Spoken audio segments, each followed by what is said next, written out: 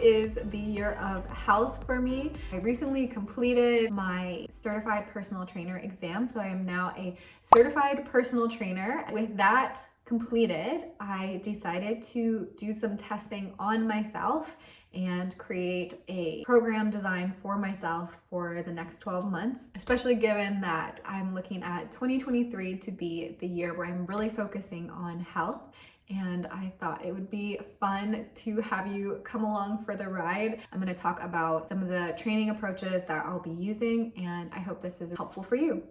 So this year, I'm really diving deep into practices to help regulate myself. I want to perform better, to sleep better, to listen better. I want to access deeper creativity. I have a whole bunch of things, but for today, what we're going to really focus in on is the fitness training aspect.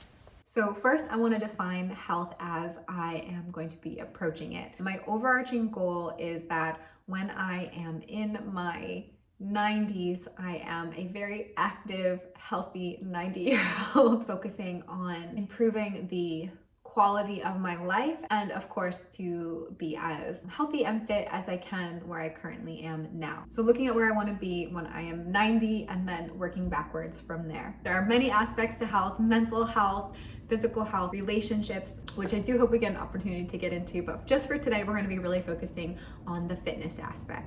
So there was a number of tests that I did on myself to get an idea of a baseline of where I'm at right now. This past year, there's just been a lot going on. I feel like I've become very deconditioned to what my normal baseline level of fitness would be. So I really wanted to get an idea of where I was at, and that way I could have things that I could measure and assess my progress, especially if I need to make any adjustments as I go through. And in all these tests, I'm really focusing on having good form, and I'm not counting any repetitions where I'm not doing a full complete movement. So some of the tests that I did were grip strength test.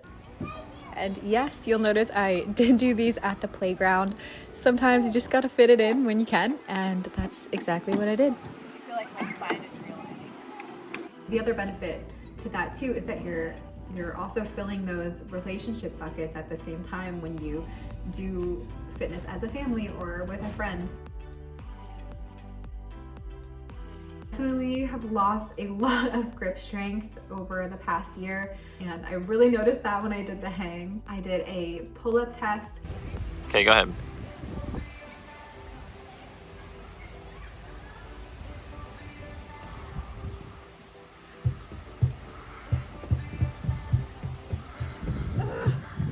I was able to do 2 pull-ups with decent form. That has gone down from doing 10 pull-ups a few years ago to now only being able to execute 2 pull-ups, which is definitely an area that I want to improve on because I worked really hard to get that first pull-up, like probably 3 years ago now, and then I worked really hard to get those 10 pull-ups, and so that's an area that I would love to get back. And I also did a push-up test.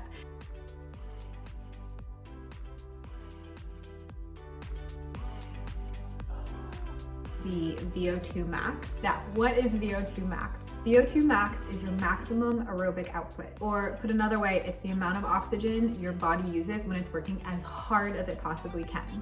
This metric has been shown to be so crazily highly correlated to the length of your life. There are these charts that you can use to help figure out where you're falling within your age range and your biological gender. So yeah, VO2 max is like an overall indicator measurement of your overall cardiorespiratory fitness and can be used as a metric for tracking your progress. And like I said, the studies behind your VO2 max rates are really astounding. When you look at the VO2 max versus all-cause mortality, simply bringing your VO2 max from low, which is the bottom 25th percentile, to below average, which is between the 25th and the 50th percentile, is associated with a 50% reduction in all-cause mortality. And when you go from low to above average, so like the 50th to 75th percentile, the risk reduction is closer to 70%, which those numbers are huge. I did a 1.5 mile run test. So I'm doing the 1.5 mile run test to get a baseline of where I'm starting. The run test is a way to measure your fitness. VO2 max machine is like the gold standard, but you need specialized equipment for that. And so we're gonna try out the 1.5 mile run test. I'm not an avid runner, so we'll see how this one goes.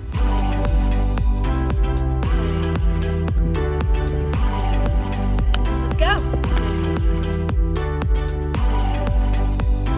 So I'm just doing a little warm-up walk right now, and I also have my heart rate tracker on. Check this out.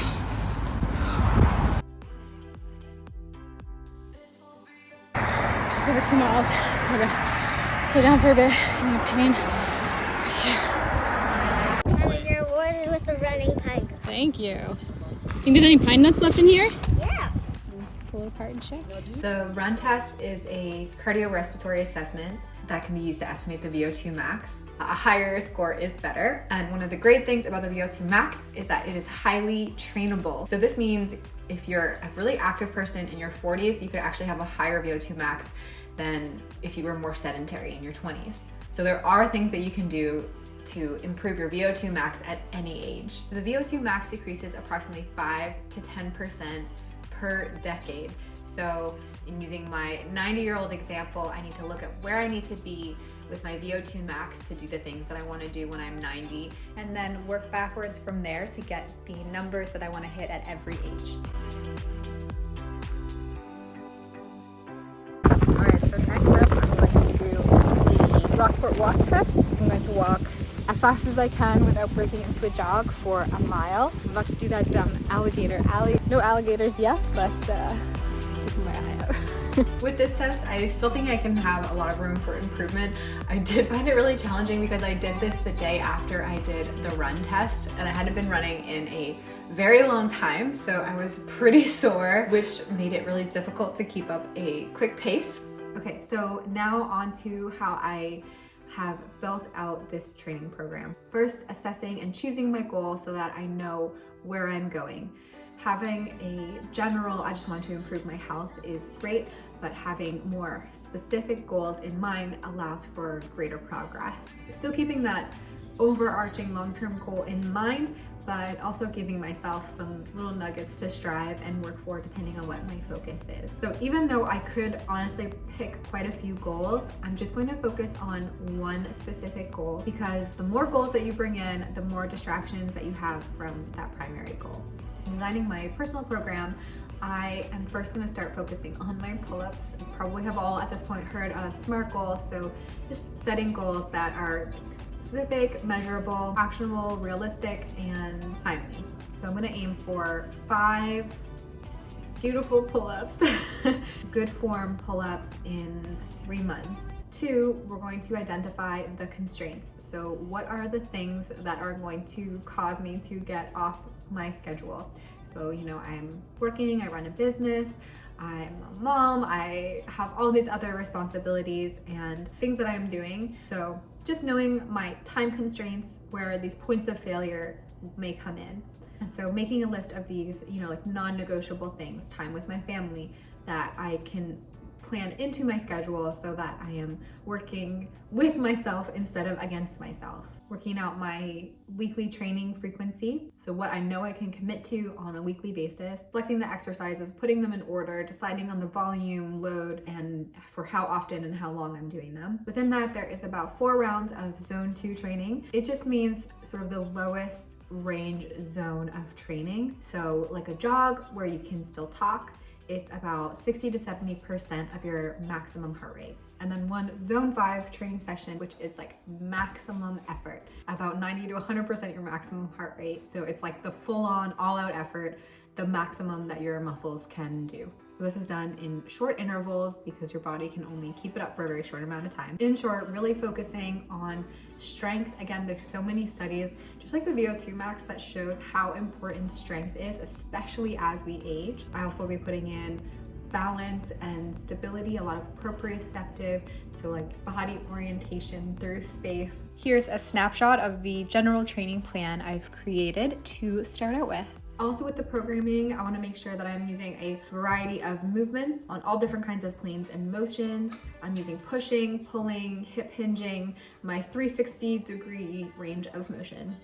Another huge portion that I am integrating into my training is the recovery aspect. Sleep, down regulating after I exercise, foam rolling, breathing, bringing my body back into that parasympathetic state, incorporating rehab. On the recovery side, I do have a couple tools that I got. Classic foam roller, one of my faves, a couple balls, and then I wanted to really be focusing on my back and neck, just dealing with some back and neck pain. So I did order this neck stretcher type of thing, which kind of looks like a cross between a fallopian tube and a tongue, because I ordered the pink version, which was just the fastest one to arrive, and I was really keen. But I'm happy with mine.